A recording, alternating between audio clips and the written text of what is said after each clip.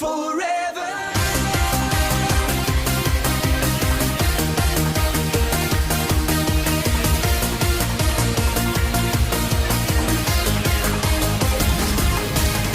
Come on, baby, light my fire. Ready for the show. Now I feel your love desire. Please don't ever go. I don't care, I'm so excited. Now I feel so free. Paradise into your eyes, so let it be. All the time, I need your shiny smile. Tonight I'm really gonna play. You know that life is just a game. Forever young, we're all for one. Forever love and fun, until the morning sun. Forever.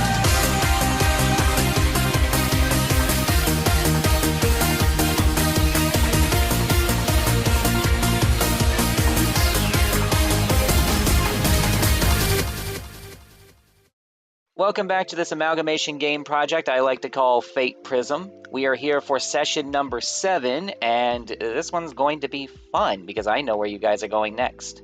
He's following us. I am always 2 steps behind you. I used to be an atheist before this adventure, then I saw God's eyes. Joining us is our usual players, AI Ignister, Hi. Atlas Core, It's me. and Raven Soul. Hello.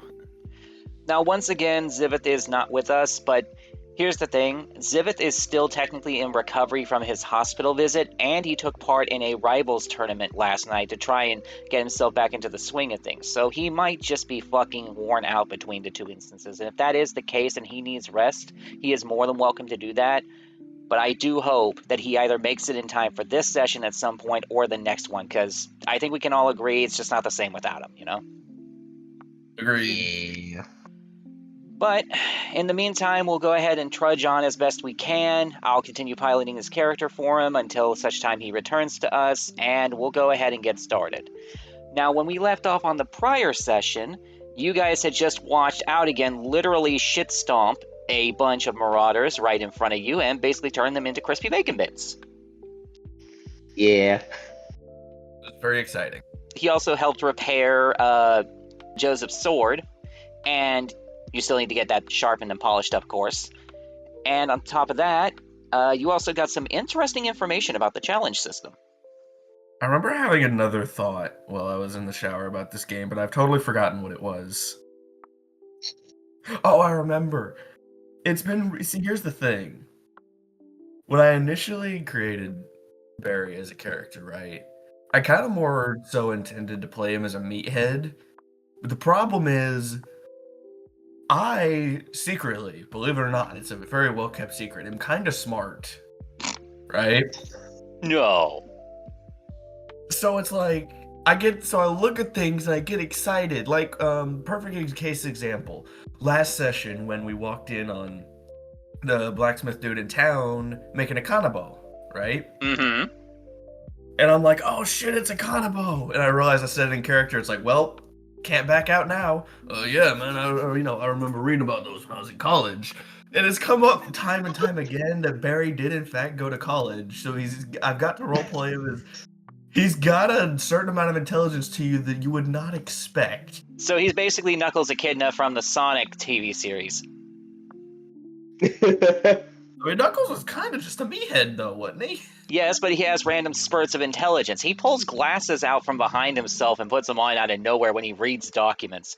He actually understands how feminism works. It's really weird. It's really weird what Sega does to that man, because he's either fairly intelligent and pretty well aware, and basically neutral, or he's just a fucking idiot. And yeah, there's really not much in between. Not really, but honestly, it kind of makes it fun. Yeah. Ooh, let me see. Oh wait, I can't read. Especially what they did with him in Sonic Boom. Yeah. I didn't even watch Sonic. To be fair, though, Sonic Boom is a fever dream of a TV series and video game. I mean, It really was. video game was really awful, but the TV show is just. If you've seen the out of context compilations, then you know. Mm-hmm. Yeah, I was literally about to say, like, at least the TV series is good. The soup is cold and the salad is hot. What kind of establishment is this? And I love the voices they picked for everyone. They pretty much nailed every voice possible perfectly. They really did. And don't get me started on the fourth wall breaks. They're fucking hysterical. Yeah, They really are. Especially when they're making jabs at the fandom, too. Mm-hmm. I don't know, what other random shit can we talk about? I mean, realistically, we can go ahead and get started, and then Ziv can just join in, because what we're going to be doing first is wrapping up what happened last session and continuing it into this one. Alright. You know what? Yeah, fair enough. Yeah.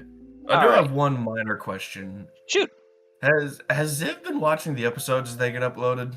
As far as I'm aware, he's been watching the episodes and reading the recaps, so now I'm really glad that I actually did that. Okay. Because I was like, oh no, if he gets back in here, we're gonna have to, like, take an hour to explain everything that's happened up to this point. As far as I'm aware, he's up to date. I also personally worked with him on his character sheet to make sure that he was up to date on that as well. Alright, that's Yay. good. That's great. That's fantastic. Alright, well, let's go ahead and get the ball rolling, and when he gets in is when he gets in. Yep. Alright, so now I believe it's time for you guys to head to the blacksmith to get Joseph's sword sharpened. Sharpened and polished, yep.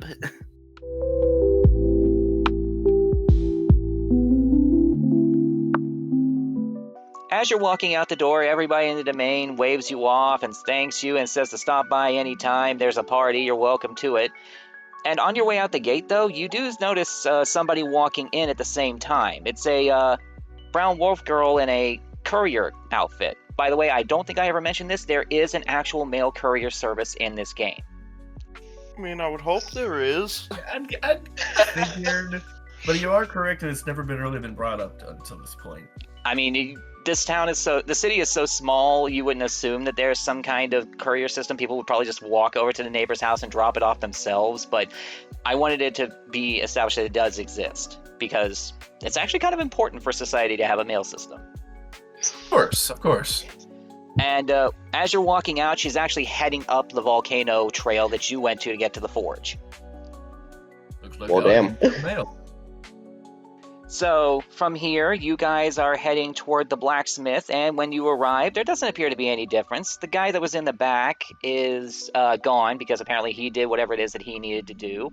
But the jackal guy who's running the place, Marvin, is still there, but he's finished cutting the holes in the canabo with his scalpel, and is now polishing the wood a little bit with a bit of sandpaper to get some of the imperfections out. And when he sees you guys walk in, he says, "Well, welcome back. How'd you do?" I think this will answer that question. Joseph will walk up to the counter and show off the sword in its rebuilt form. He graciously takes your sword and pulls out of the scabbard and gives an impressed whistle. "What did I tell you?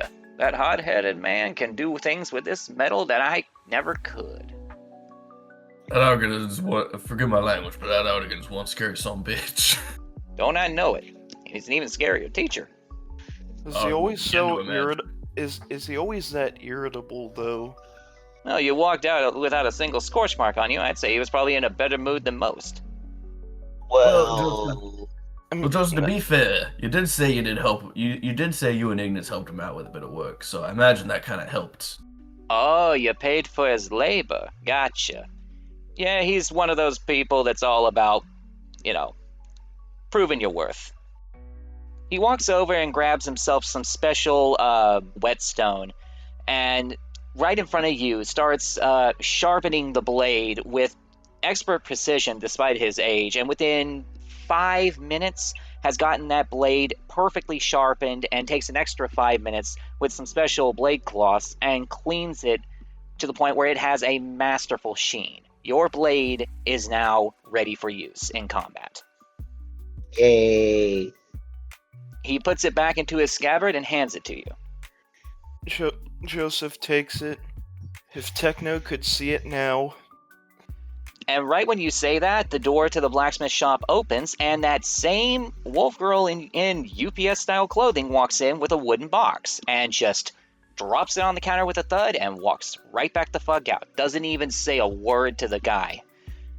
And, he jumps a little, but he's like, oh, that's the metal I needed.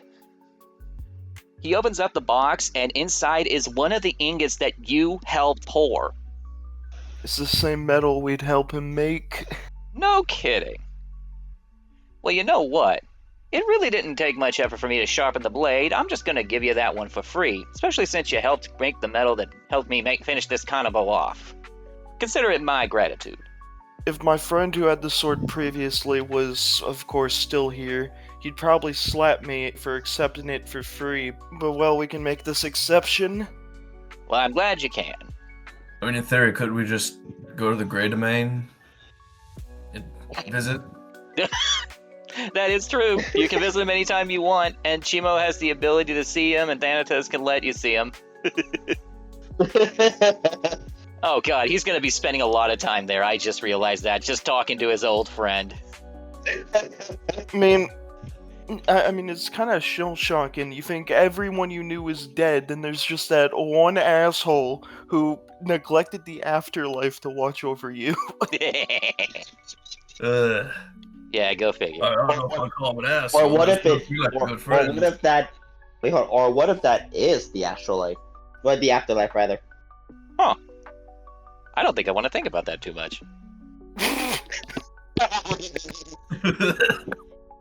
I mean, at the very least, the afterlife ending up in Thanatos' domain at least looks decently peaceful and, full of friends. Can you imagine what the Just afterlife you is were like gonna say- outside of that? It's Did you just almost like, accidentally say full of life? Yeah, I almost did. Caught that. Full of peaceful, afterlife. It's like the depiction of hell from Norse mythology, where it's just literally nothing but peace. Imagine that. Alright, so your blade's officially sharpened. I believe the next thing that you guys were talking about is that Ignis wanted to go and visit Miranda again. Yeah. I think someone's got a crush. God damn it. You You've been paying a lot can't. of visits to that woman. You're never escaping the allegations, I'm afraid. Oh yeah, Joseph also did need to go to the gun store, I think it was. Oh, the weapon store? Yeah, I was trying to think of like the two, but yeah, the weapons store because of a certain attachment. Oh, right. Not to mention Jerras invited you guys to go and visit him sometime. Basically. Alright, well, since you both want to do different things, you guys want to do one then the other, or you want to split the team up? Do one then the other. Alright. I mean, depends. Is Ignis going for a private visit? No. Are you sure? I'm sure. You weren't going for a private visit the first time. That was one time. And I just basically said, fuck it, let's see what happens. Yeah, that might not be the That is appropriate exactly term. what happened. Yep, exactly. Beat me That to is it. exactly what happened. Alright, then since the weapon store is in the same district, since it's a business, how about we go there first? Yeah. Sounds Sure. reasonable. Alright, it takes you all of 5 minutes to walk down to the nearby weapon store, and this red brick building is not in the greatest shape. There's steel bars across the one window, the metal door is dented in a few places, and the hanging sign of a gun and sword crossed over each other is currently split in half, each half hanging on separate chains. This place could use a makeover. What happened here? Probably the same thing that's happened everywhere else that's damaged. Marauders or whatever Yeah, that marauders. thing that with the gold dust has been doing. Well, I'm still not totally positive that ain't the Marauders either, but that's only a working theory.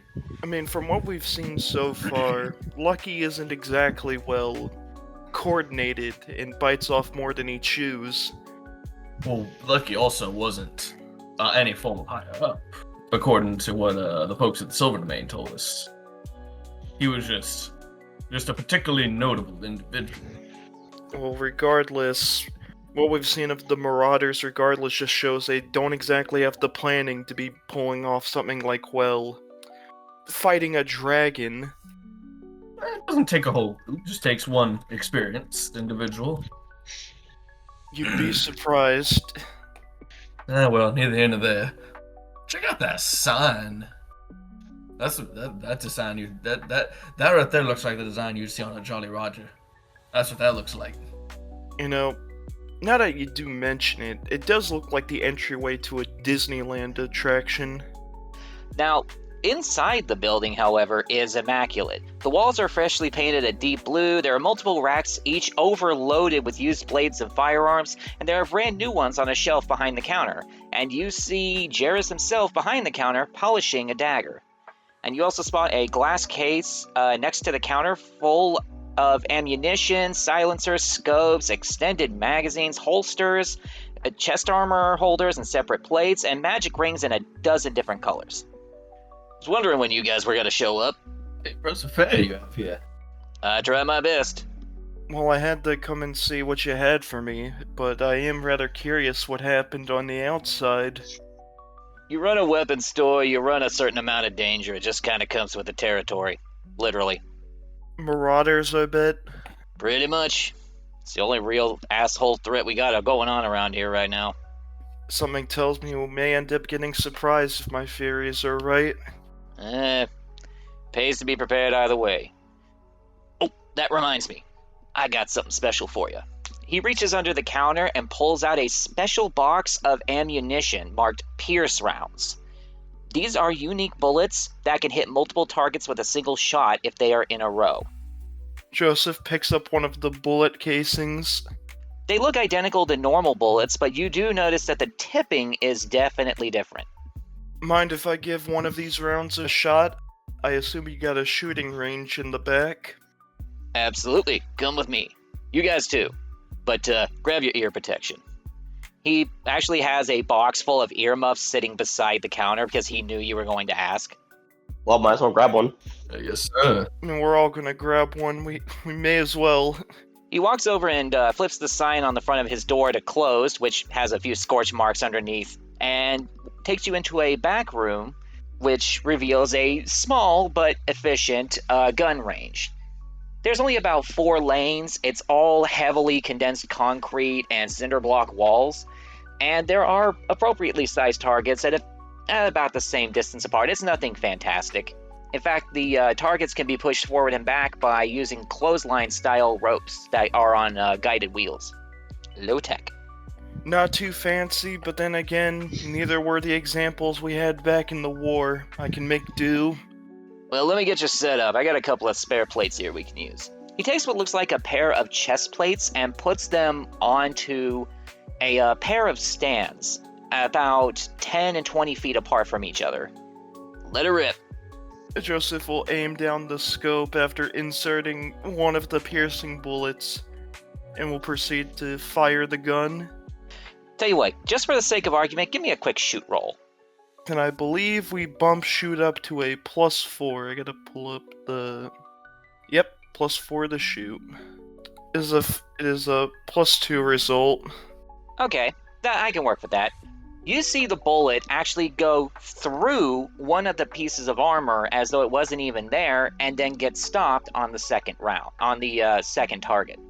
Pierce bullets have a unique property in that they can hit a total of 2 targets per shot.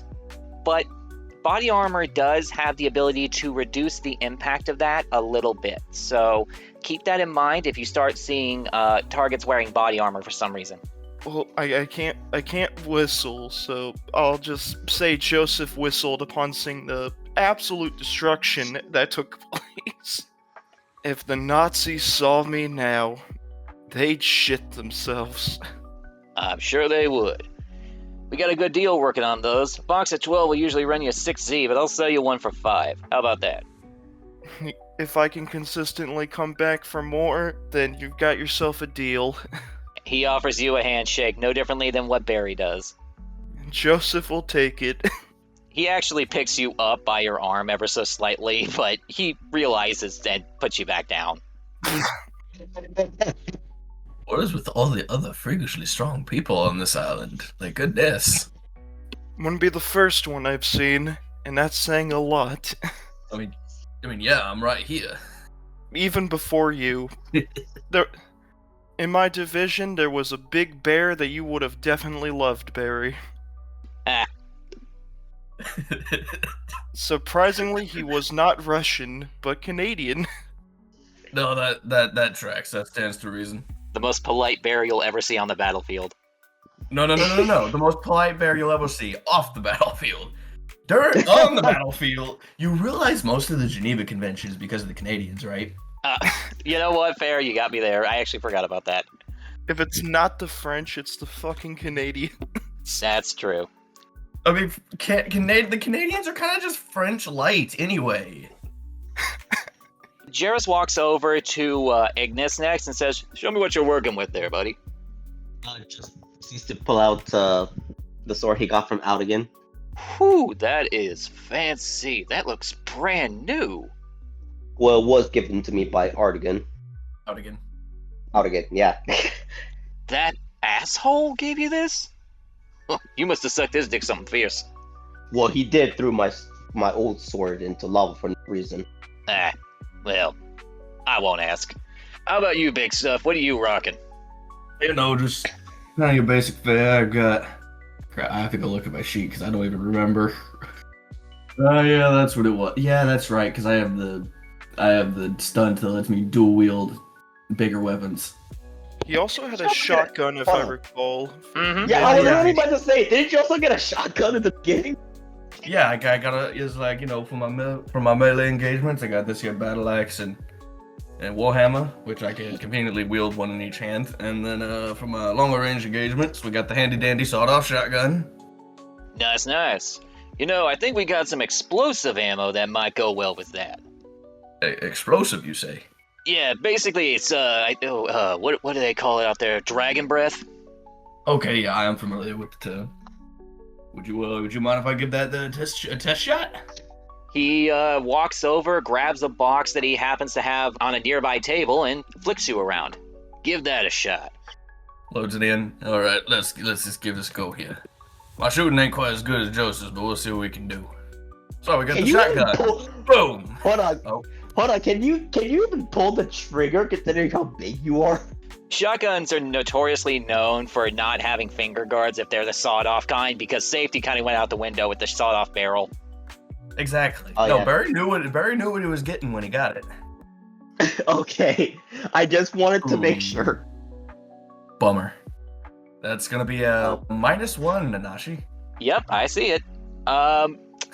So what happens is you pull the trigger on the gun, and the kickback from the fire is so heavy it actually bounces the gun out of your hand. Oh, that's And- embarrassing. And it bounces off your chest. If you rolled any worse than that, I would have made you take damage for that, I'll be honest. But I'm That's going to be forgiving fair and on this one. reasonable. I'm going to give you a fair... I mean, you know, yeah. Dragon's Breath rounds, you know, I kind of knew what I was doing when I did it. But if you take a look at the two targets that were set up beforehand, both of them are currently on fire. Nice. Yeah, this stuff's supposed to emulate fire magic. Ah, It's no different than infusing your bullets if you got one of those spread rounds, but I think it has a nicer kick that you don't need to rely on magic all the time, you know? yeah, I can understand that. My magic, I am particularly well versed at fire magic to begin with, unlike these two over here. Well, about to say, you don't even do magic, points at Ignis. You just breathe fire. Yup. Ugh. I did notice you got that mismatched pair of weapons, though. I ain't used to seeing people with mismatched weapons. Well, I'm gonna be honest with you. I don't really come from a life of armed combat to begin with, but when I was picking them up, I figured, okay, we got a slashing weapon here for things that might be easily cut. We got a blunt weapon here for things that be easily crushed. We value the versatility. You know, I was gonna mention I think I could get you a pair of twin axes that might work better for you, but you know what? I like your thinking. No, I mean, never hurts to take a look.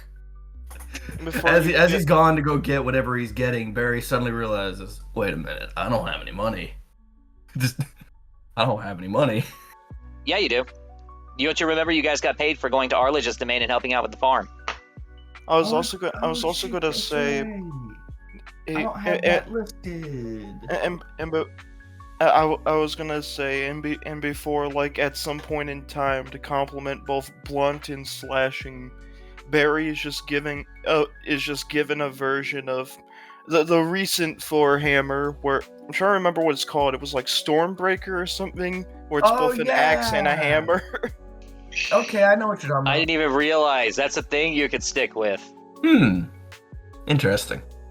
He comes back with a pair of slightly used, identical battle axes, very similar in design to the ones that you already have, but clearly slightly older and with a little bit more style on the handles. It looks like it's actually been used to cut shit, whereas yours are still relatively brand new. Yeah, the only thing I really ever hit with these was the dragon that one time, and I'm pretty sure I swung the warhammer first, which knocked him out before I ever got to use the axe anyway. That thing's touched the skin of a dragon? Well, once, briefly. Tell you what, normally I try to upsell you, but if you want to do a straight trade, I can give you both of these, for both of those. Well, would you mind if I laid hands on these, get a closer look at them? Be my guest. He even walks away and comes back with a wood dummy for you to give a good smack into. Oh, now you're speaking my language. Alright, we'll roll them up. Yeah, give me a fight roll. Get to actually use my... You get to actually do the shit. Damn, it's been so long since we played. Yeah, I know. Hey, an average. Did better than last time. Alright, well, you don't do anything particularly interesting with the axes, but you swing both of them into the shoulders and chunk them a good foot into the torso, causing the head to roll off. Well, they're dual wielded, so don't I get another attack roll at a disadvantage? I was actually going to just count both swings as a single roll for the sake of the demonstration, but if you want to do another swing and try to do better... Yeah, well, I mean, the second one would be at disadvantage, assuming the first one hit. Well, it's a standing still target, of course it's going to hit. Alright, fair enough. We're dual wielding. Alright. I'm kind of getting all the bad rolls out of the way early. Yeah, tell me about it. Jeez. Good grief. Dual wield! Miss!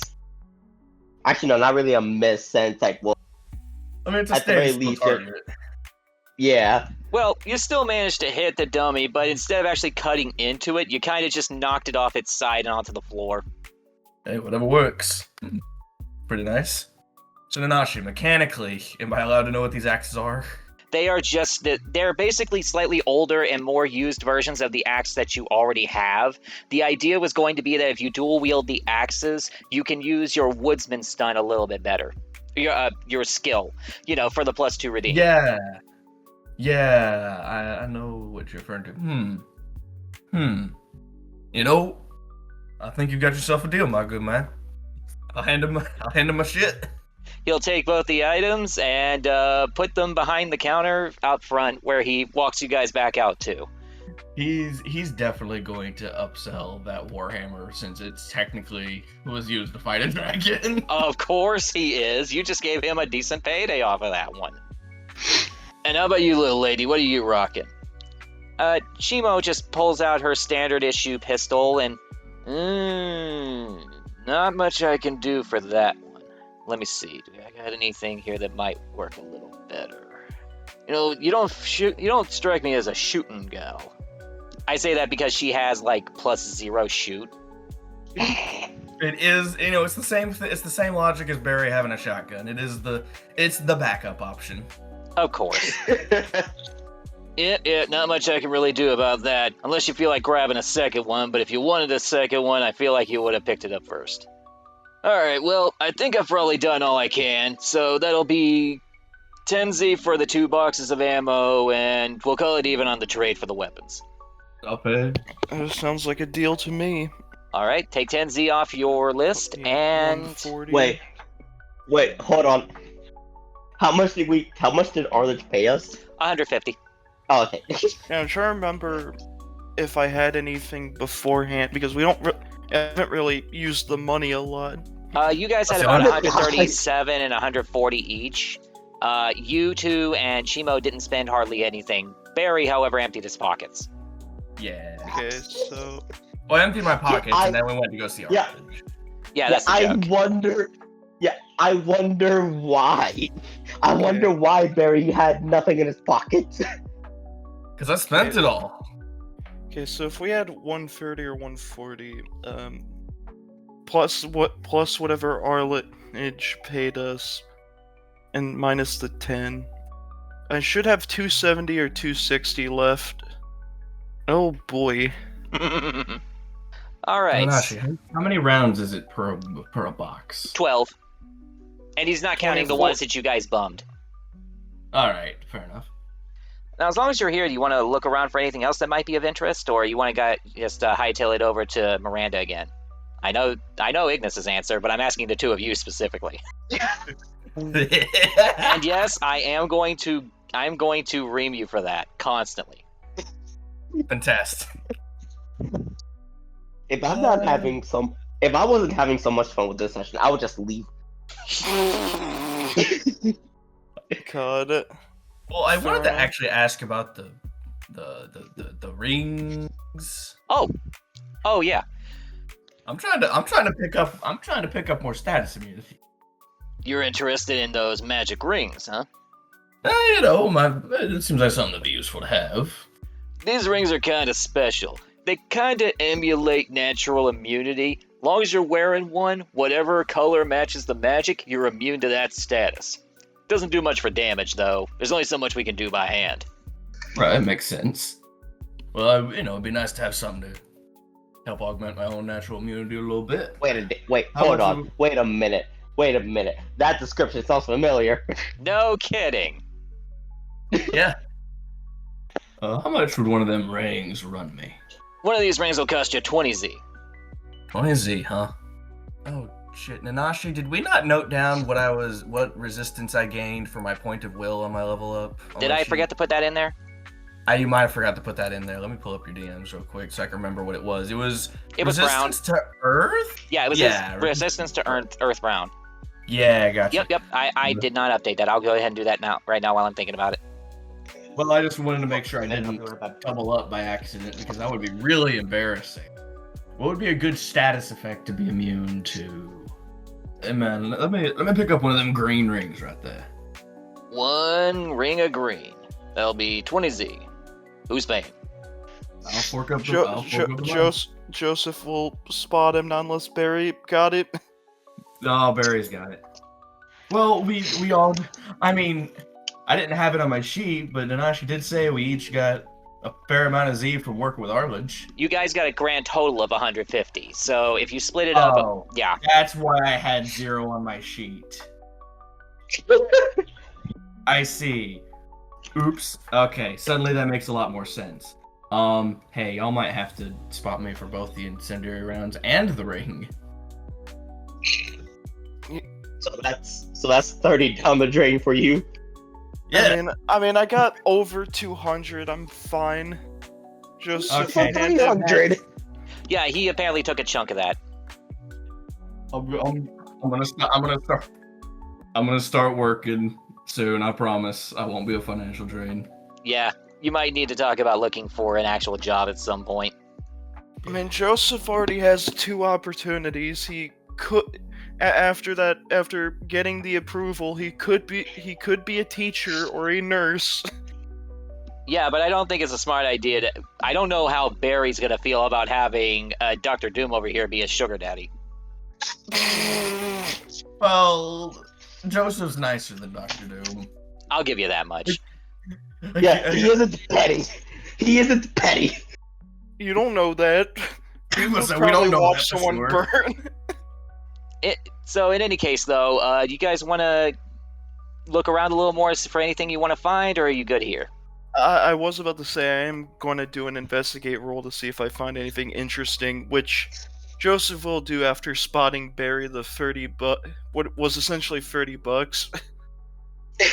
All right, so give me an investigate roll, and if anybody else wants to do the same, feel free. Oh, I have a Well. +4. What does that Damn. get me? that basically gives you everything that I was planning on revealing to each of you. So Do the rest of us even need to roll then? You can if you want. If you roll even close to that, I'll basically delegate. Damn it. Barry's way too excited about his ring. Yeah. Oh, shit. Okay. Okay, I see what you're working.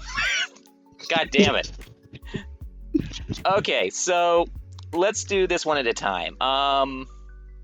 Joseph, you find what looks like a gold arm bar in a window display. It looks like you strap it onto your forearm. Whereas for Ignis, he spots what looks like a little round punch shield. Well, it's not little. It looks like a Viking shield. Sorry, I misspoke.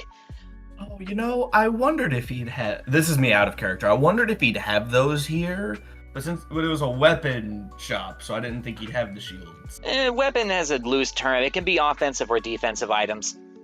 Okay, yeah, fair enough. Joseph, I guess if he had the rings, it makes sense that he has the shields. Joseph will pick up the golden armband in question. What can you tell me about this fancy thing? The mana shield. It has the ability to use potion bottles in place of actual mana, and negate damage from incoming spells by throwing up a gold curtain, kind of like how those fancy gold spells work. But it only protects you, not the people around you. It's not a cancellation, it's like a blanket. Gold, you say? Mm-hmm. And I see you're eyeing the Triton shield. Yeah. This is one of those Viking-style model shields, like 2.5 feet wide. The long and short of it is, it makes you a little bit better at dodging punches, shots, and magic spells. While you're carrying it, it occupies one of your hands, meaning you cannot two-handed or dual-wield, but it adds an automatic +1 to any athletics roll. Doesn't do anything for stealth, though. Well, I mean, I kind of figured, because who would use a shield for stealth? Exactly. Yeah, and then, Nanashi, can I ask you a mechanical question? Shoot. You know how I have the stunt that lets me dual-wield 3 damage, two-handed fight weapons? Yes? Could I have a two-handed fight weapon in one hand using that, and then a shield, and then the big shield in the other? Well, not the mana shield in the other? The Triton shield? Yes, you can. Yeah, the Triton shield. I was wondering about that, because like, just the way it was worded. It occupies in the same way as dual wield works. In fact, you could dual wield 2 shields, you just can't do shit with it. I mean... You could try the roleplay as Captain America, but I don't know how far that will get you. I mean, you could just beat someone in the head with a shield. It's a blunt weapon. It can be used as a blunt weapon. I will give you that, but I'll be honest, since it's technically considered improvised, it wouldn't do a tremendous amount of damage. Infusions. That works too, I will give you that one. Because, like, I was going over, since I knew we were coming here today, I was looking over some of the other specific stuff to be like, upgrades, side grades, how are we feeling? What are we thinking about? And I was looking at the shields just being like, So yeah, if you basically wanted to do like the War Axe combo, you could do a shield and a 3 damage War Axe. And if you really felt the need to chunk up your damage, you could even just swap out the shield for an axe. This is true. Well, at the same time... Unless you're under the influence of white magic, in which case you're SOL. This is true. But I mean, I'll probably just pick up immunity to that later. That's fair. I can pick up immunity to that. It can pick up immunity to that status effect now if y'all want to buy me another ring. Well, I mean, I don't mind. It's up to you. But, well, I'm not trying to say buy me this, buy me this, buy me this. If I had the money, I'd buy it for me myself. I just don't have the money. Well, given that Joseph isn't inherently magic based, he is working on that to make his bullet infusion stronger, but it's not going to be the main focus. Having at least solo protection from spells would be very much appreciated. So he will ask what the price on that armband is. It's a little steep. We don't have a lot of those. They run 50Z. 50Z. I can, believe it or not, I can pay it. I can actually pay that well. And that does not include the cost of potion bottles. You'll have to get those separate. I figured as much. And I don't sell those either. Those don't count anywhere near close enough for weapons for me to want them. You'll want to talk down to the potion brewers later. So 50Z gone, that would put me to 190. How much for this shield? That one is 20. I'll take it. Okay. He wants it.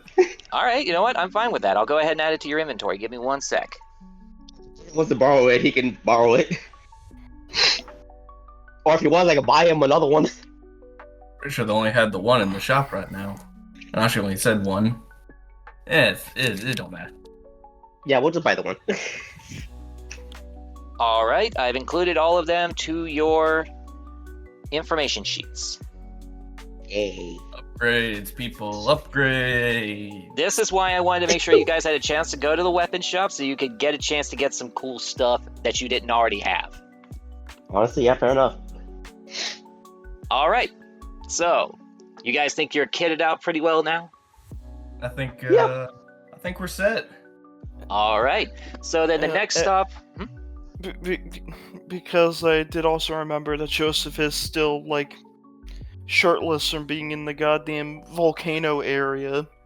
He is gonna put it on, and... Well, I personally would have got- assumed that he would have put it on after he walked out of the heat stroke domain. yeah, fair. You know what, fair, we can just say that, save time, but he will slide it on, but he will slide on the armband. It's With it's an everything arm bar. situated. It straps onto the entirety of your forearm. Big gold band on it. Little. Wait, an arm bar? Oh, I misheard you then.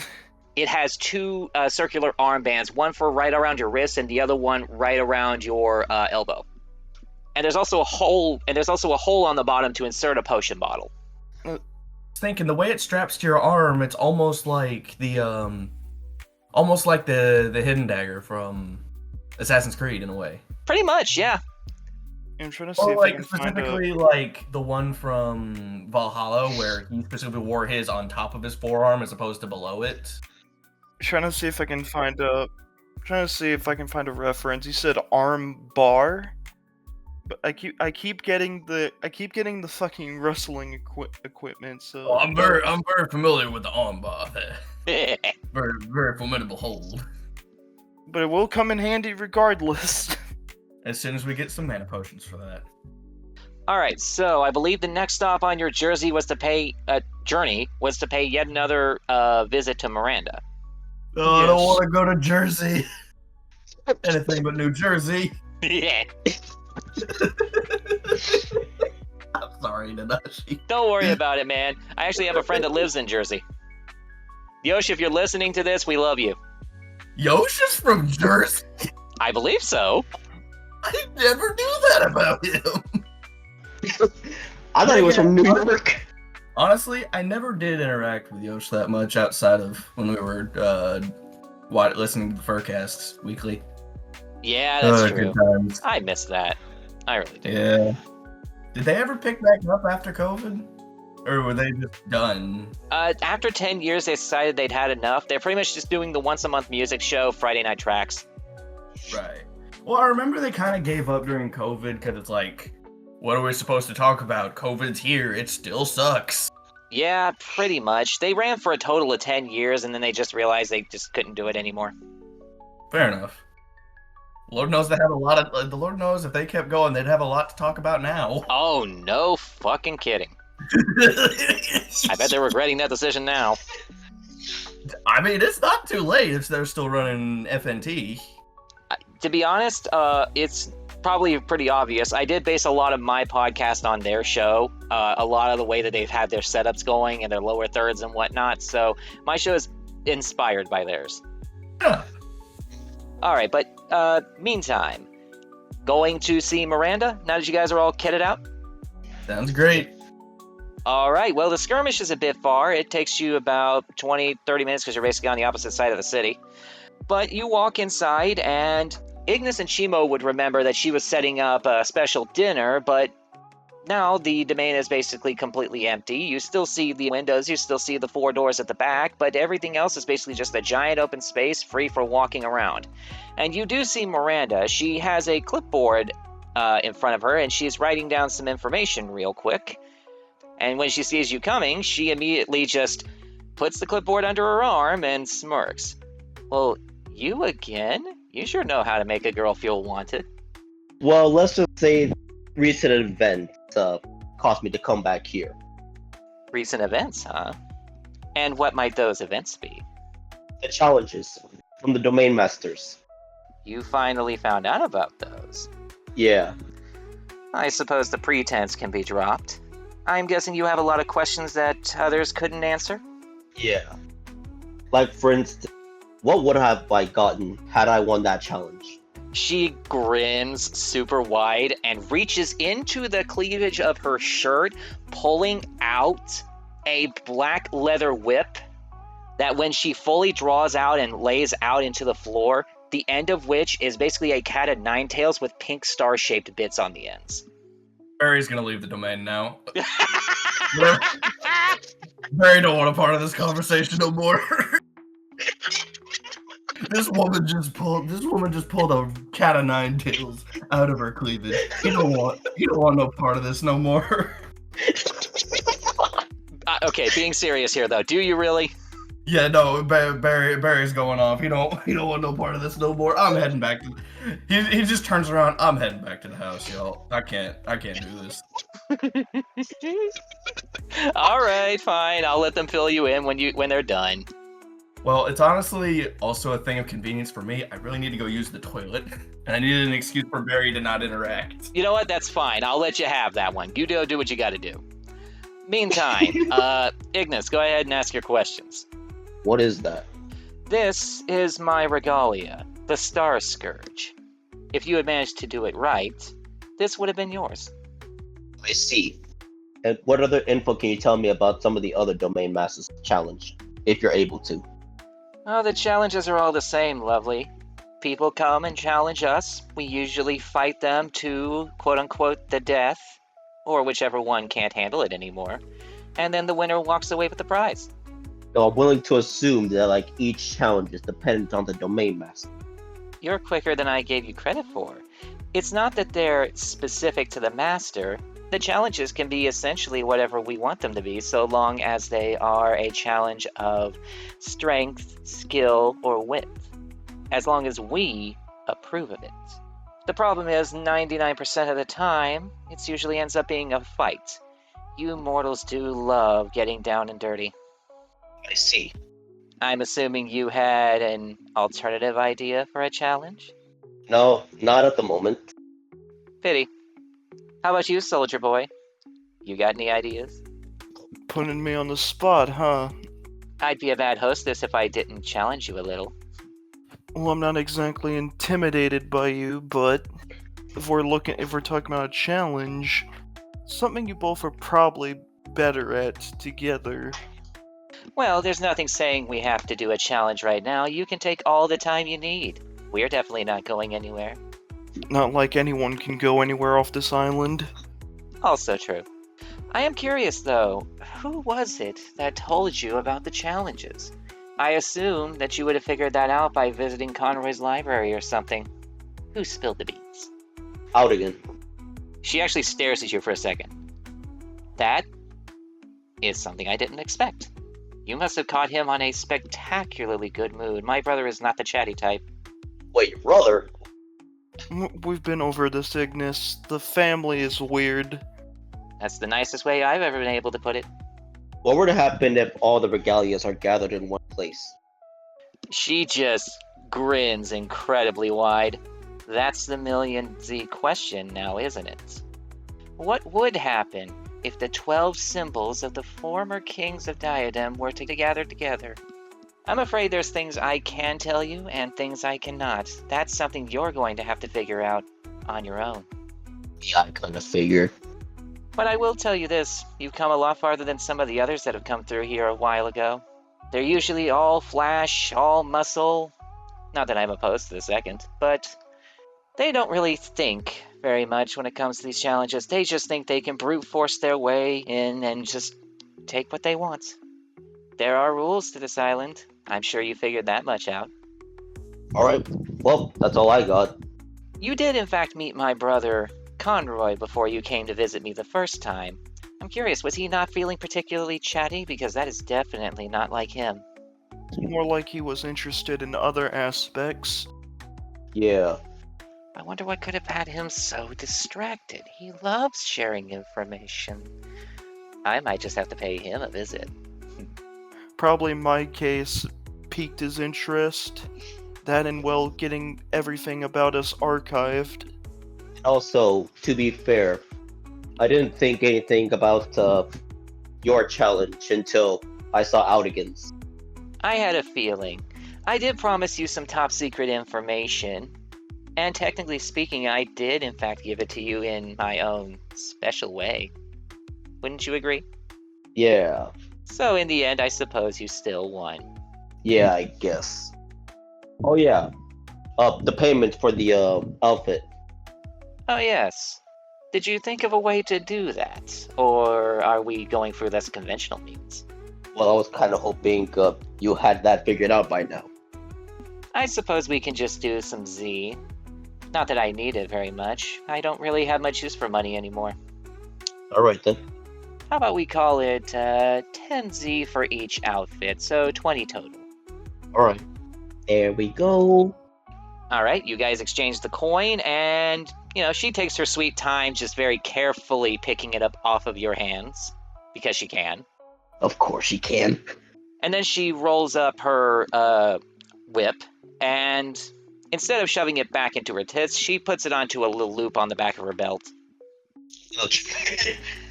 If you do have any other questions, I'll be more than happy to give you another private session whenever you feel like it. Just feel free to come by whenever you have some time. Alright. Bye-bye now.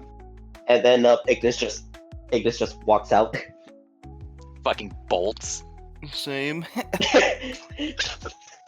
Chimo actually walks up to Miranda for a second and has a quick private conversation with her while the two of you leave.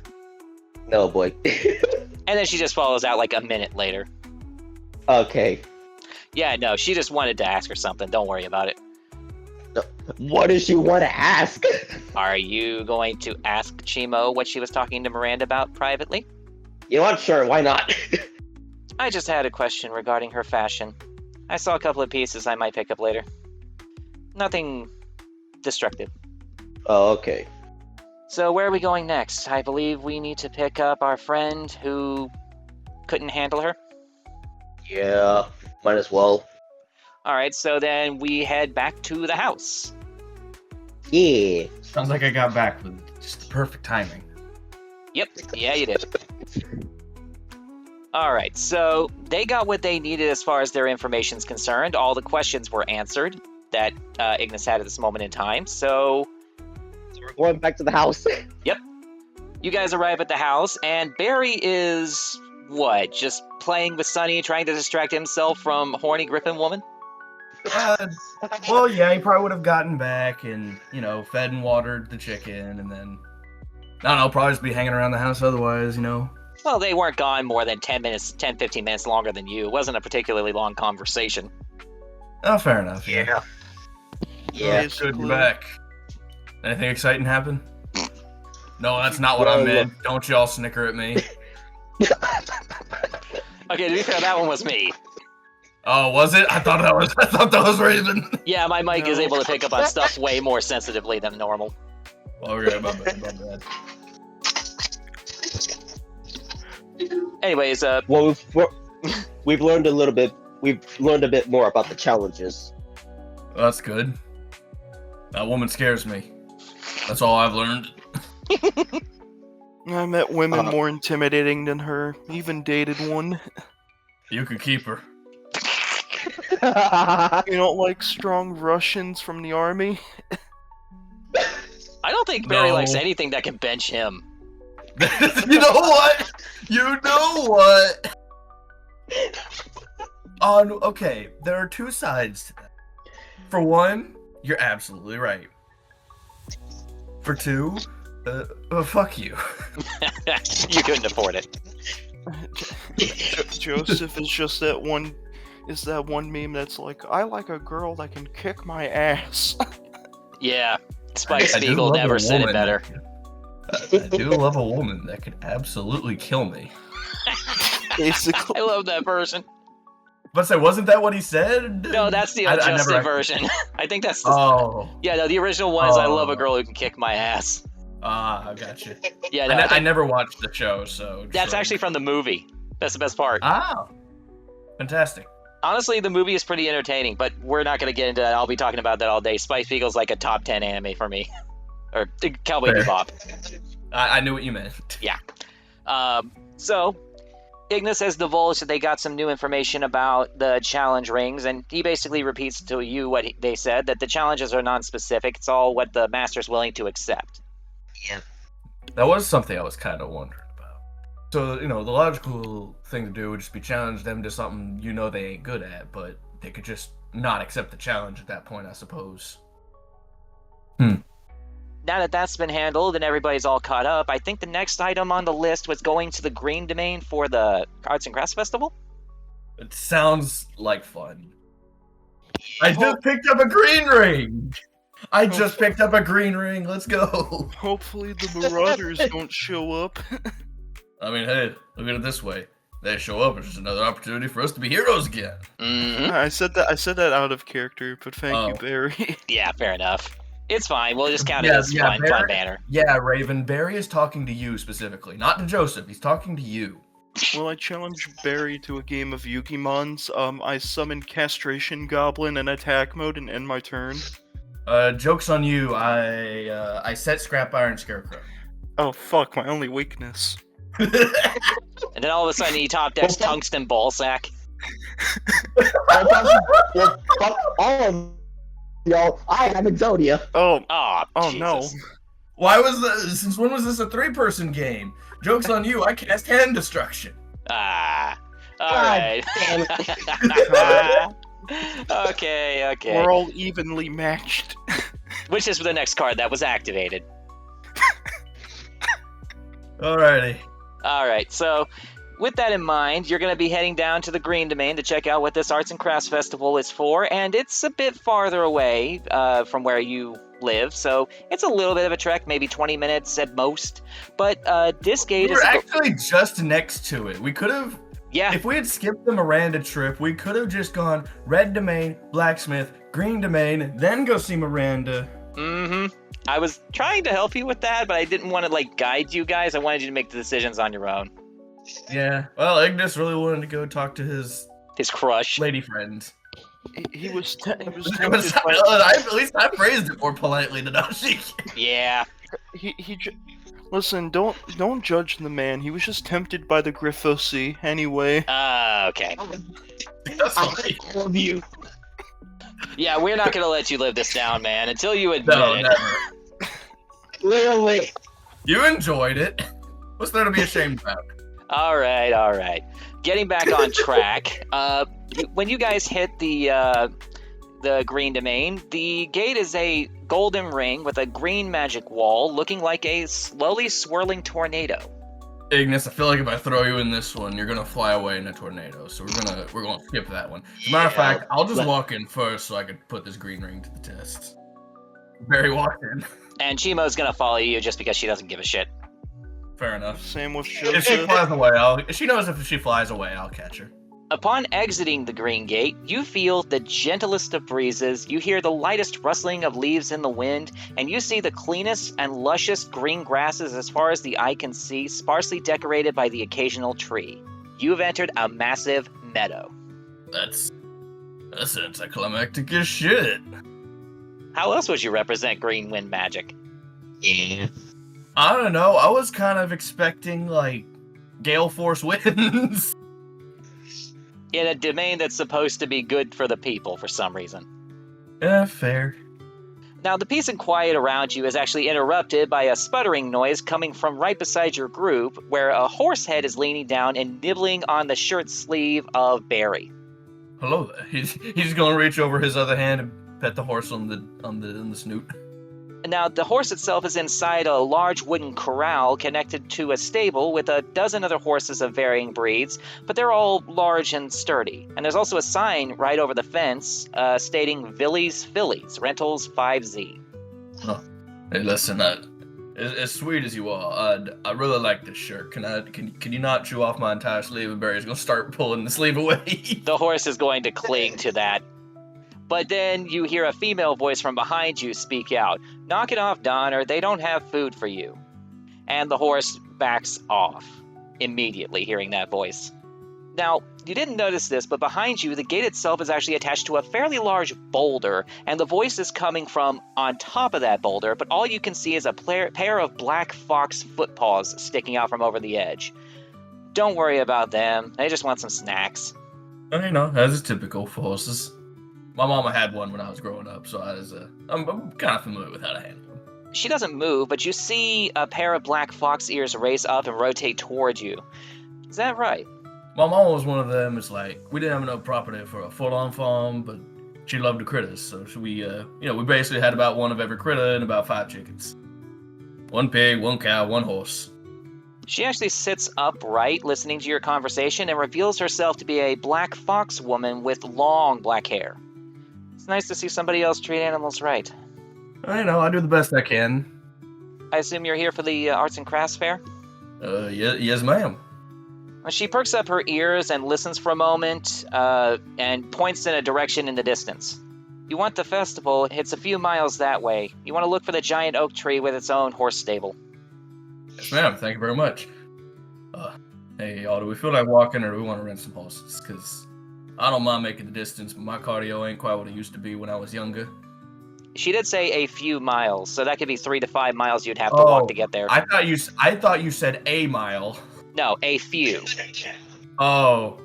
Hey, y'all, we might want to rent some horses, because my cardio ain't what it used to be when I was younger.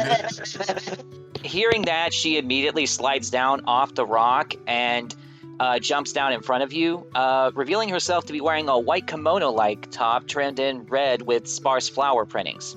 Follow me. Yes, ma'am. Here I could have just jogged all the way. I'm pretty much looped in my prime at this point. Well, you can, but I ain't. You know how much I'd give to be back in my prime, Joseph? You don't I don't want to be what I ageless like you, but you know how much I would give to be as fit as I was back in my prime if I'm this strong now? How strong you would think I was back in my late 20s, early 30s?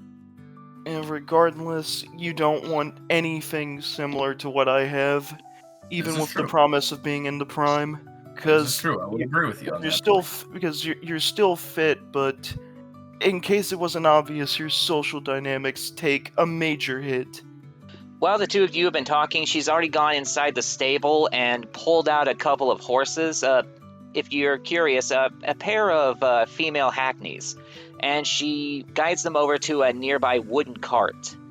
Walking would probably take you a while, but if you ride in this cart, it'll get you there in a few minutes. And rental will be 10Z. I won't charge you for the cart, we just charge for the horses here. Oh, nice. There is one problem, though. She's not going to be driving the cart, which means one of you will have to. Does anybody happen to have the skill drive? Ignis does. What do you know? Your stealthy member is going to be driving your cart today. You finally get to put that skill to use. Funny enough, Chiro also has drive. I think we all have drive at least +1, but I think I don't. Ignis. Nope. I was about to say I do. Oh, so like 3 of you can use drive. That's fantastic. That means if it ever comes down to it and you need to like pair up on individual horses or vehicles or something, so many of you guys can drive. Yes. All right. In Well, all fairness, Barry might be able to still do this even without drive, because I could argue it's like, hey, outdoorsman, I grew up on a farm. I kind of know how to handle horses. I'd be willing to let you make the attempt, but since they actually have drive as a preset skill, they'd be more inclined to be the ones that do it. Yes, that I very much agree. Just if worst comes to worst, I can fight for a good roll. That's true. And then still roll snake eyes. Yeah, probably. All right, so here's the quick question, though. Who has the highest drive? I Ignis. have +2. Yeah, I think me and Chimo have +1. Then how about we agree to let Ignis drive this one, since he has had Agreed. no opportunity to put that new skill bump to use yet. Yes. I mean, Yeah. that's fair. All right. She draws the horses over to the carriage, which is big enough to accommodate all 4 of you and a driver, by the way. Slips on the bridle, saddle, breechings, breastplates, and attaches both to the cart with relative ease. and she notices one of you is particularly large. Is one cart going to be enough? How much space is Barry gonna take up? He'll take up 2 seats, so if he occupies one side of the cart, Chimo and Joseph take up the other, and you take up the driver's side, it should be fine. Yeah, we'll be fine. I'm gonna lie, I didn't think about that. I hope they're fit. They're gonna get their workout in today, I suppose. Oh, these are well-bred horses. They are stocky as shit. These are the kind that are designed to pull much larger things. Okay, thank I actually did goodness. some preemptive math on this to find the best breeds for pulling carts and whatnot. Every breed of horse in this stable is the kind that can pull very heavy loads. Okay, thank goodness. Good on you for your research. Now, if only if you remembered the yellow pages. Gee, thanks. Come on, I got you on one thing. Let me celebrate it for one second. Fine, I'll give you that.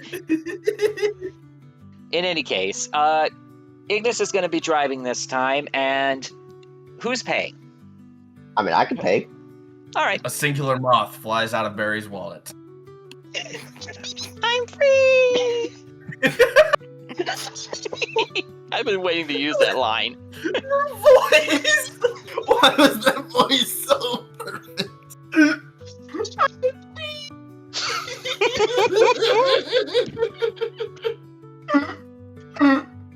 How long have you practiced that? How long have you been waiting to use that, Nanashi? 20 years. Amazing. Oh my god. Let's get back to the game. Oh, Yeah. God. No, God damn what do you it. mean get back to the game? This is the game. I know. This I is what regretted makes my choice of... TTRPGs fun. Yeah.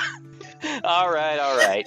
So, Ignis pays for the 2 horses for the day and hops into driver's seat. All 3 of you hop in the back, which, of course, Chimo and Chimo and Joseph are gonna have to go into one side first before Barry gets into the other side. Otherwise, the cart was gonna tip over Flintstone style. Damn. I'm busting your balls. I'm lost. with that one. I'm lost muscle mass since my prime. Funny. All right. And as you finally get going, you see essentially just a tremendous amount of what you saw when you first walked in. There's a constant and persistent breeze all around you that makes everything just really pleasant, and the air here feels unusually clean, even compared to the city of Diadems, where it has a little bit of actual, civilization. This just smells like nature. You also spot an occasional rabbit hopping through the shorter grasses or a bird flying overhead, and the occasional tree as you wind by. But other than that, the path is pretty much clean and clear, tall grass. Now, could I get a notice roll? Sure. Hold on, let me see. I got nothing to notice. Great. I know what I'm getting when I level up. Chimo is Jesus. enjoying the ambience.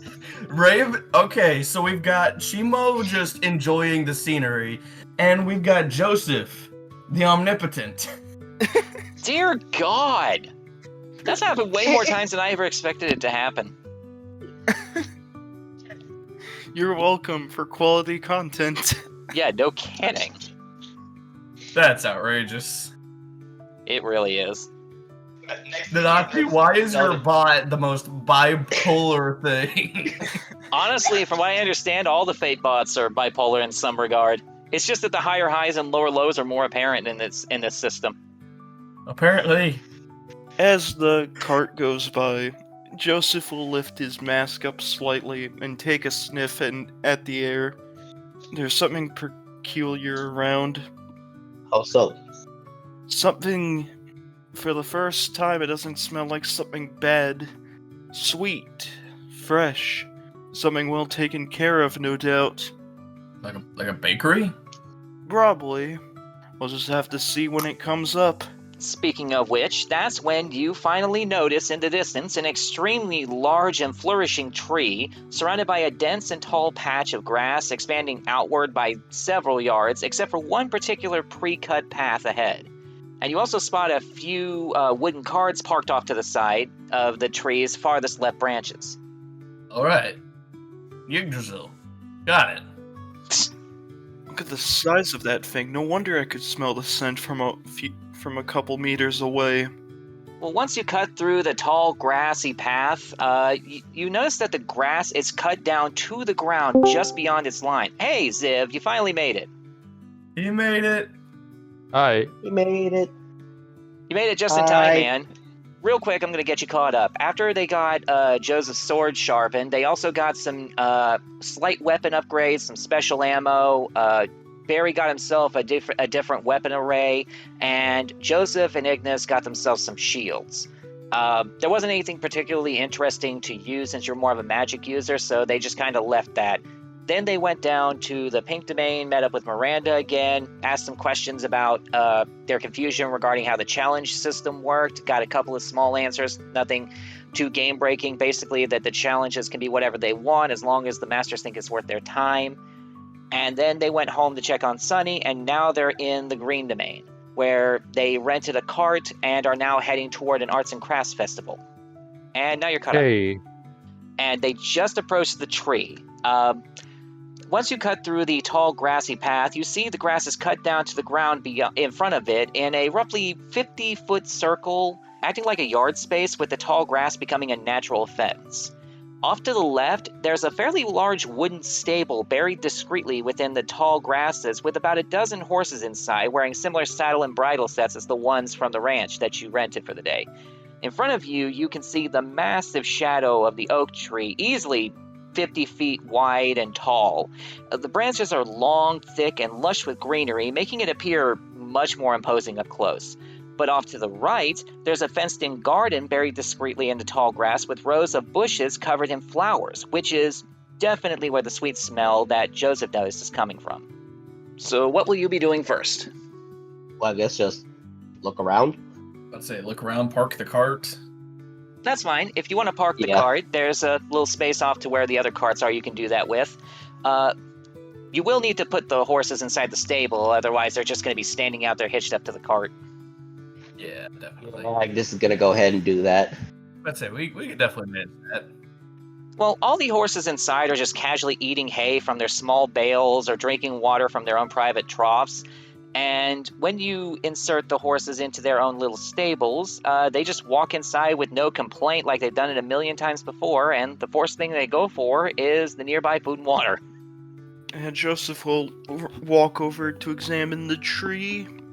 Well, the tree itself is physically far more imposing than it looked from a distance. Its matched branches seeming to have an odd flow and forming a kind of giant canopy. Now, here's what's interesting. You guys think that you hear faint voices as you get closer to the tree, but you can't quite tell if it's people talking or just birds chirping. Nanash, is the Arts and Crafts Festival in the tree? It's a possibility. You might have to explore a little. Joseph is about to do that. How big is the tree in question? Because I know we basically described it as the fucking world tree, joke-wise, but... It's about 50 feet tall and wide. It's a big, very fat huge tree. A tree this big, you could have a whole-ass apartment worth of tree houses in this. Yeah, apartment. I'm pretty sure you could have a village. Speaking of which, in the shadow of the massive tree, you spot a series of ropes hanging from its highest branches all the way down to the ground. Well, Want to do an investigate roll just to see what's there. Sure, go right ahead. Give me an investigate roll. Why not? Please be like an elevator or something. Don't make us climb those ropes. Oh, Oh wow. okay. You know what? That's a good enough roll. I'm just going to give you what you need. When you look at the ropes, you can see a combination of both a climbing rope and a rope ladder that both lead up to a massive treehouse. But when you pay a little bit closer attention, you notice that the voices that you thought you heard are not coming from the tree itself, but from around behind it. Oh, whew. Well, it's just goes and see behind it. Well, behind the tree, you can see there are roughly 30 or so people, each divided up into a few different groups, with a small group of children running around together and having fun amongst the tall grasses. The tree itself was so large that its overimposing branches kind of acted like a natural canopy wall, so you couldn't see them. However, directly behind the tree, you see a small group of tables with people whittling, carving, and doing other arts and crafts. Off to the left, you can see a bunch of people doing yoga and stretching. Farther down, you can see people practicing archery on some targets farther away, and on the right, there's a group of people flying kites. I think I might have found the festival. Yeah, I think you might be onto something there. This looks like a grand old time. Joseph walks up to a crafting table and examines a familiar-looking indigo hoodie that's there. Because of he course. is here.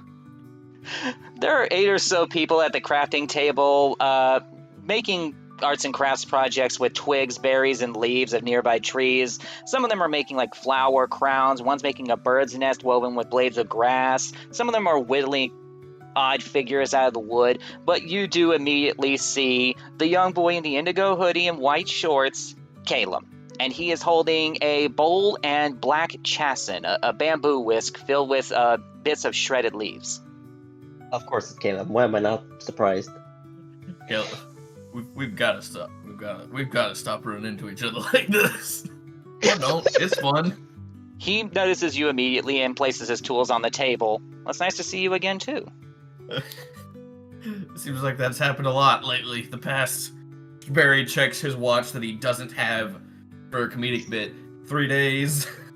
Well, at least this time I'm sure we're here for the same reason. To grieve in a productive manner. You said grieve in a productive manner? Yeah. Well, yeah, this is coming off of the funeral. Yeah, I'm just making sure I heard Nanashi right, because Discord be Discord. Fair enough. Oh, that's true. My bad. Well, they always did say to do what made you happy in the process of grieving. I mean, that can really distract you, and you seem to be doing a good job at that by what you're making. I came here to grab some tea leaves. They're grown in a domain, I prepped them, and we even have permission to borrow them from the landlord. Oh, how nice. Well, I hope you guys enjoy yourselves here.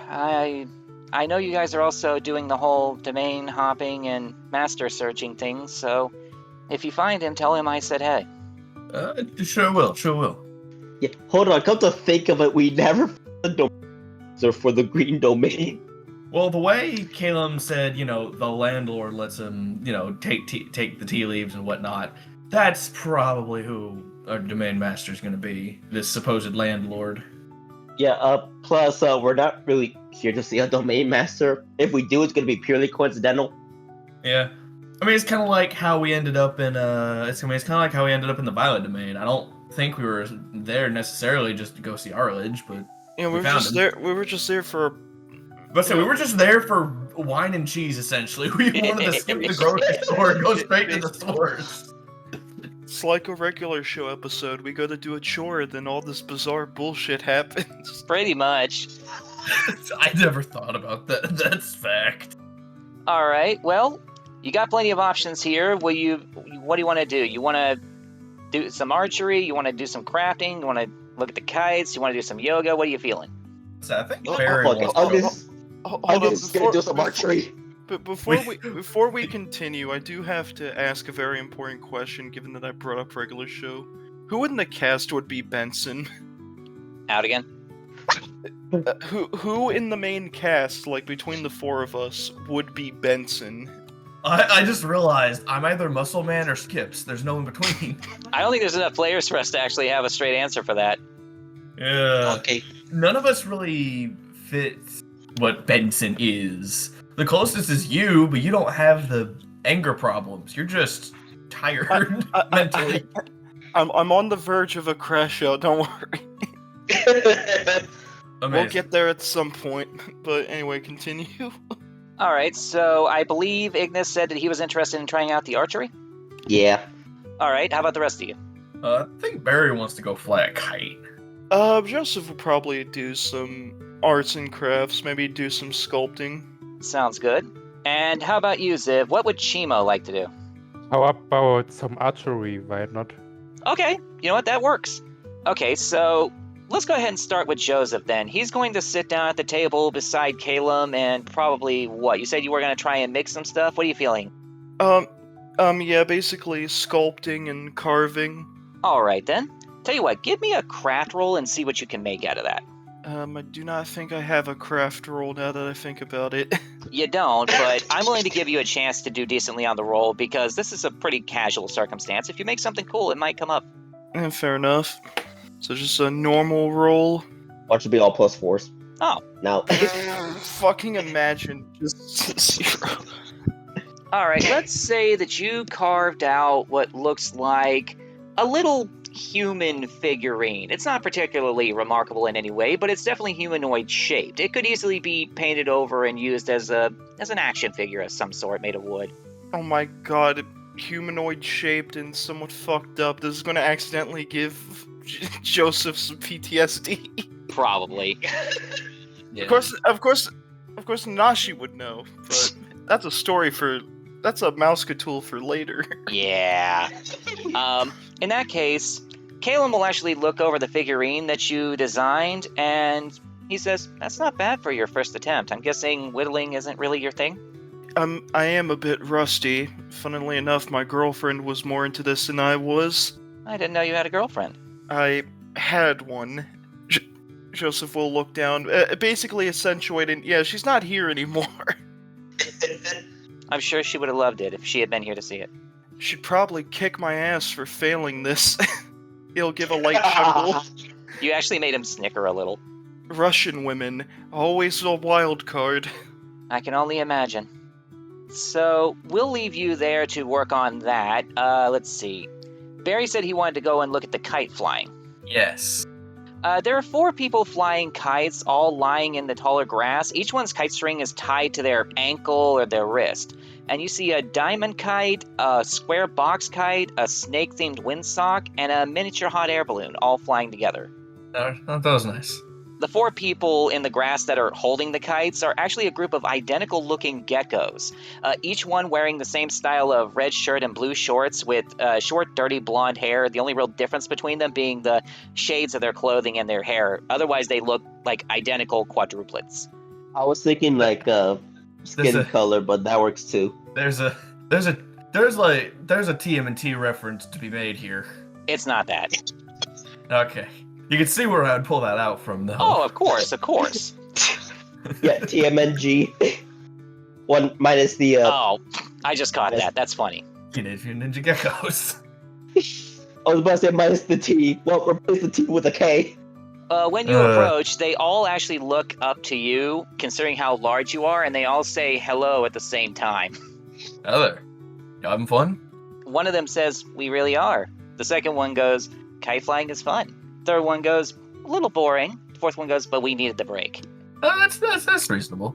Would y'all mind if I sat here and watched for a bit? They all go, "Suit yourself." I'm kind of in the same boat. Need a break from everything. And they all introduce themselves. Their names are Jeffrey, Billy, Sam Weiss, and Marshall. Those were not the names I was expecting. I'm not gonna lie. Since we already discussed it, this wasn't a Teenage Mutant Ninja Turtles reference. My mind immediately then went to Huey, Dewey, and Louie. But who's the 4th? It's I assume you guys don't know the reference. No. I don't know the reference, but to answer his question on who the 4th is, it's Wendy from the reboot. Oh yeah. I don't know shit. I've never watched the reboot. That shit don't exist. Neither did I. The DuckTales What are you guys talking about? The DuckTales reboot, where the 3 main characters and the 4th one they added on the reboot. Yeah, the 2017 one, actually pretty good. I only watched the original as kid. Well, I think you're probably missing out. You might want to give it a chance. It's kind of interesting, but we'll get to that later. Now, the last 2 of you, Ignis and Chimo, are going down to the archery field. Now, there are 7 people in all manners of dress, shooting with a mix of excellent and mediocre accuracy, all of them being guided and spoken to by a single female teacher, occasionally placing and guiding their hands into better positions. And there are a few spots open for people who want to try. Well, this is just gonna go up and take a shot. All right, you'll grab a decently strong bow, probably a 40-pounder, and give me, you know what? We'll say rule of cool for this one since you're just using this for the sake of testing it out. Give me a stealth roll and see how well you shoot. I need to double check what. Your stealth should be a +4. It do be a +4. Okay. A +2 result? Oh, yeah. The bow's a little bit too physically strong for you to pull back all the way, but you do manage to get a decent shot in and actually hit the target in the far off corner. Yeah. How about you, Chimo? What do you feel like doing? I would try it as well. Alright, so then you'll take the same bow he did with a different arrow and give me a shoot roll. I knew it. The bot is not on my side today. It's fine, it happens. So, you take a shot with the bow, and you had an identical issue with Ignis. You do manage to let the arrow fly out, it just falls short of the target itself. You didn't quite make it. But that's when you actually get the attention of the teacher who was helping the other people, a white moth woman in a white Kudoki training shirt and a long red hakama skirt with long black hair tied back in a white ribbon. She approaches and notices that Chimo was having some difficulty. Good afternoon, can I be of help to you? Chimo responds, not really, thanks. The girl goes, very well then. And how about you, sir? Yeah, I think I'm good as well. Very well then. If you need any assistance, feel free to let me know. My name is Belle. I will be here. And she strides her way back over to the opposite side of the archery area. So, now that we've gotten all of you set up with that, we'll start back at the beginning with Joseph. You've been whittling away at that doll, and you've managed to carve out what looks like a decent-shaped figurine. It's not of any particular person, but it definitely looks more like an actual person now. And Calum looks it over and says, that is a very good-looking figurine. Would you like for me to paint it for you? I actually wanted to add the brush-ups myself. That's perfectly fine. I'd like you to show it to me when it's done. Now, if you'll excuse me, I'm going to go try and find the landlord and see if he wants me to make him a cup of tea as well. The landlord. I would assume with a title like that's the domain master. Yes, it would be. Last I checked, he was over by the archery field. I'm going to check there first. Alright, I'll be busy painting this, and I'll probably have a look myself. Then I will see you in a bit. Calum walks over to where the archery field is, but we'll leave that be. Barry, are you still good just watching the kites roll by and enjoying the peace and quiet for the first time in the last 3 days? Yeah, he's just laying down in the grass, just looking at it go by, feeling the wind. Plain and simple. The grass is unusually green and lush and comfortable, by the way. Like, you could easily take this kind of grass and put it inside of a sheet and probably call it a bed. Nice. You know, it just now occurred to me, Barry isn't. How do I word this? Barry has an exoskeleton. The grass ain't gonna make him itch like it does me. Nope. That's awesome to think about. Mm-hmm. Yeah, just kind of looking and listening to the world go by. That's perfectly fine then. I'll just leave you be there.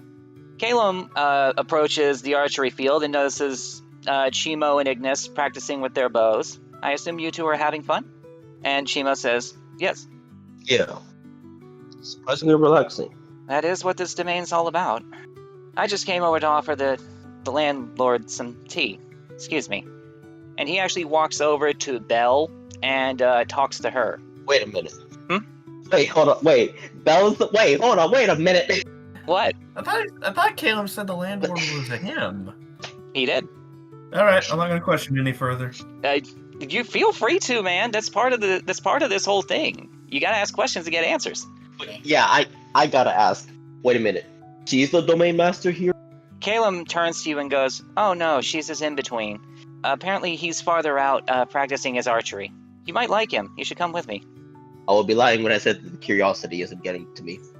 Belle shows the faintest of a smile on her face and just says, then please follow me. And she guides, I suppose it would just be Ignis and Calum to see the master? If anybody else wants to join in. Well, Barry's busy relaxing in the grassy fields. Joseph's carving, and I'm guessing Chimo is just more interested in practicing her archery? Yeah, but she will spice us up by strengthening the arrows with her magic. Oh, that's an interesting idea. We could say that your pink magic helps guide and levitate the arrows to the target a little bit easier. Alright, well, it looks like it'll just be Ignis and Calum then.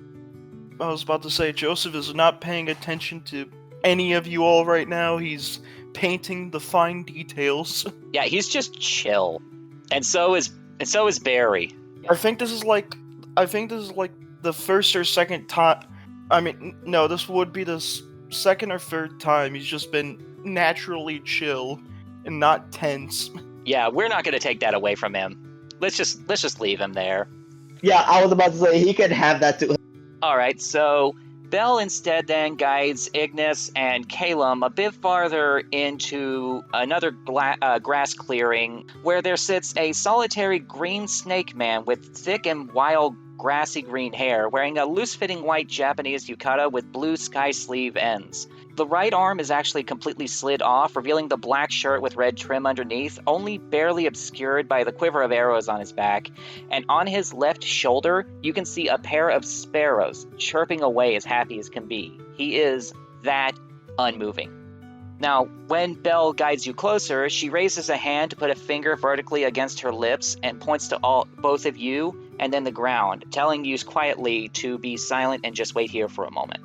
She walks forward quietly and approaches him, and when she's maybe 10 feet away, the birds flutter away all on their own, and you hear her say the phrase, Korintin Kyonsama, Homonsha ga irashaimasu. And Calum leans over and she said, Lord Corentin, you have visitors.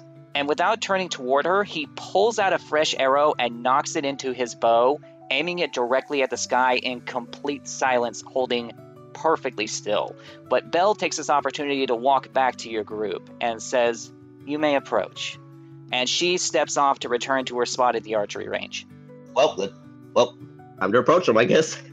All right, so when you walk up to him, he turns slightly to his side, staring into the distant grasses with his slitted eyes, and fires that arrow at an incredibly high arc, which stays in the air for several seconds before finally coming down and disappearing into the taller grass. And the moment it disappears, you hear a female voice in the far distance shout, "Ow, son of a bitch!"